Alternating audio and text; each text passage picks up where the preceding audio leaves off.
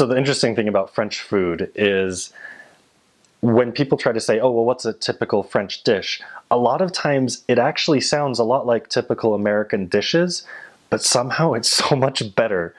They do a lot of cooking with vegetables, with chicken, and they do have some of their signature dishes that people know about. They have great pastries, they have great crème brûlée, they have bread that is incredible.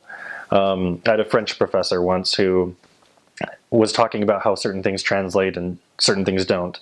And he said, we tell you that the translation of bread is pain, but I can assure you that bread is not made of the same stuff as pain.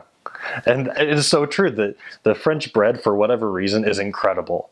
It's to die for. At the beginning of my mission, I could just buy a baguette and just eat bread plain in a way that I could never do with Wonder Bread. It's just so good. And then, unfortunately, people corrupted me and showed me how good French bread is when you put cheese on it. And then I could not be satisfied with just a baguette. But French food is just incredible. But one of the things that helps you appreciate French food more is approaching it from a very different way than Americans see food. In American food, it seems like there are three tastes. There is spicy, there is salty, and there is sugary. If a food is not strong in one of those three ways, then it's not good. We call it bland. The French appreciate such a wider palette of food. They embrace food that maybe we call bland. They would say, oh, that's very subtle.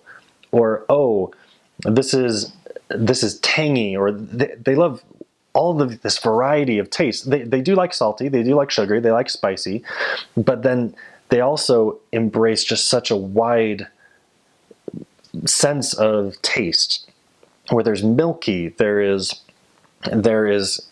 again subtle, tangy, spicy, and they recognize it.